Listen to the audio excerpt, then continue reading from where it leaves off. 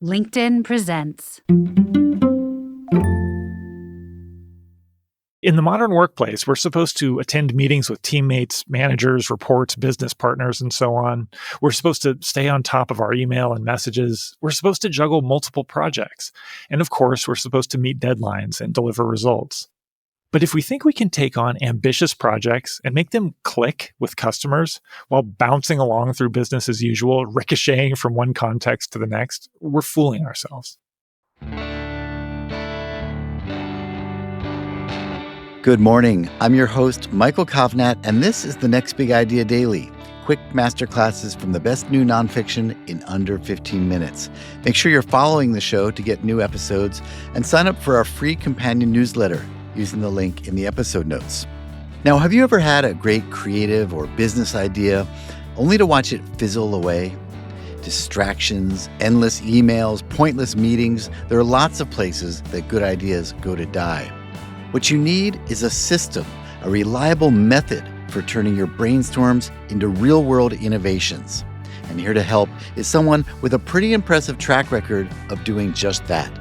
Today's guest is Jake Knapp, who helped create Gmail and Google Meet, and he's worked with teams at Slack, One Medical, and 100 other startups you've probably heard of. Now he's written a new book called Click: How to Make What People Want. In it, he shares a clear, tested system for getting your next big idea off the whiteboard and into the world fast. Whether you're building an app, launching a product, or starting a passion project, Jake will walk you through his method right after this quick break.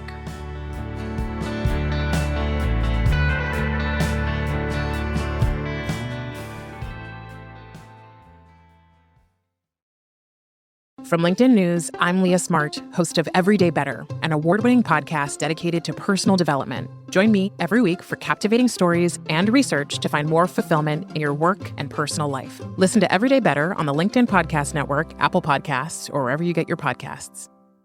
From LinkedIn News, I'm Jessie Hempel, host of the Hello Monday podcast. Start your week with the Hello Monday podcast. We'll navigate career pivots. We'll learn where happiness fits in. Listen to Hello Monday with me, Jessie Hempel, on the LinkedIn Podcast Network or wherever you get your podcasts.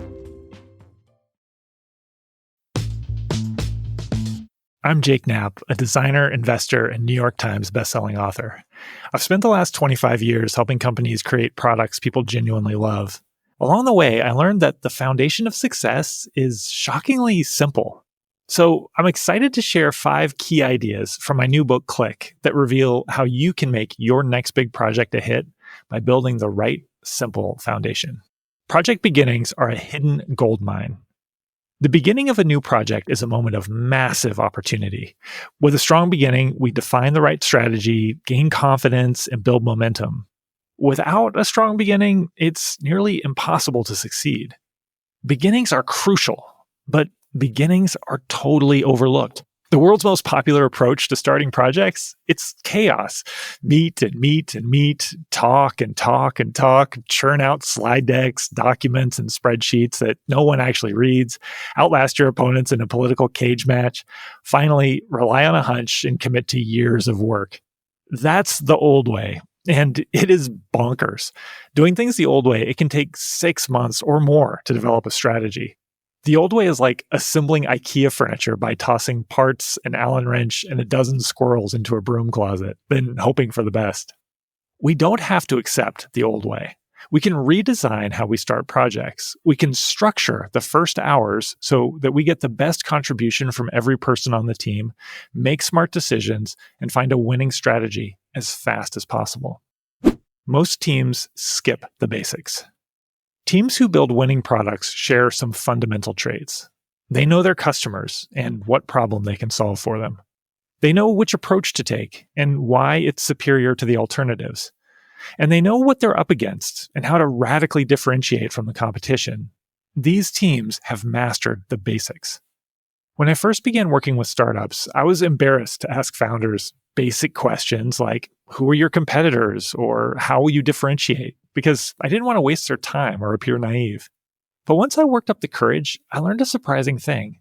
If I asked 3 co-founders to write down their startup's target customer, I got 3 different answers. If I asked a team what differentiated their product from the competition, I got a 60-minute debate. Smart, motivated people who respect their colleagues can still struggle to get on the same page. Mastering the basics might be obvious, but it's not easy. Clear strategy starts with a clear calendar. Business as usual stands in the way of mastering the basics. In the modern workplace, we're supposed to attend meetings with teammates, managers, reports, business partners, and so on. We're supposed to stay on top of our email and messages. We're supposed to juggle multiple projects. And of course, we're supposed to meet deadlines and deliver results. But if we think we can take on ambitious projects and make them click with customers while bouncing along through business as usual, ricocheting from one context to the next, we're fooling ourselves. Figuring out a project strategy takes intense focus. Choosing the best opportunity among many options takes intense focus. Designing and building a prototype to test our hypothesis? Yep, that too requires intense focus. The normal way of working does not allow for intense focus, especially intense focus that is shared by multiple members of a team. The solution is straightforward. Make the difficult decision to call time out, drop everything, all the constant email, constant meetings, constant context switching, and come together to think hard, make big decisions, and master the basics. Silence and structure generate the best ideas. The group brainstorm is our species' natural response to collaboration. Gather a bunch of hunter-gatherers from the Ice Age and ask them to build a hut, and you'll get a group brainstorm. Gather a bunch of Royal Society scientists from 17th century England and ask them to come up with a business plan, and pretty soon they'll be shouting ideas and ordering out for pizza and sticky notes. Group brainstorms are in our DNA. They're fun, at least for extroverts, but they don't work. They produce mediocre ideas. They exclude those who aren't comfortable in the group, those who don't excel at verbal sales pitches, and those who do their best thinking in silence. So when it's time to define your strategy, do not brainstorm out loud. Do not have an open-ended discussion. Instead, work alone together. Give each person time to generate proposals in silence, time to review others' proposals in silence, and time to form opinions and vote in silence. Strategy equals hypothesis. Until a solution clicks with customers, our so-called strategy is just an educated guess. And in one way or another, that guess is almost certainly wrong. Maybe we're differentiating on speed when people care most about simplicity. Maybe we chose the wrong problem or the wrong customer. First guesses might be off by a lot or a little, but they are almost always off. So instead of writing strategy documents, start with a founding hypothesis. A founding hypothesis is a simple Mad Lib-style sentence that describes the essential guesses behind every project. If we solve problem for customer with approach, they will choose it over competition because our solution is differentiation. Yes, the founding hypothesis is simple, but that's exactly what makes it so powerful.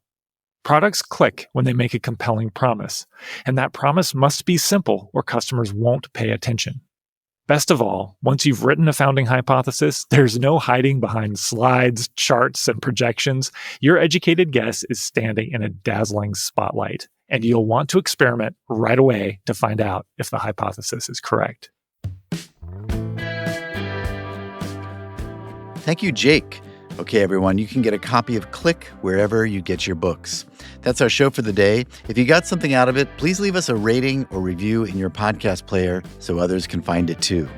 And stay tuned to the next Big Idea Daily, because this week we'll be sharing big ideas about longevity, parenting, and lots more. I'm Michael Kovnat. See you tomorrow.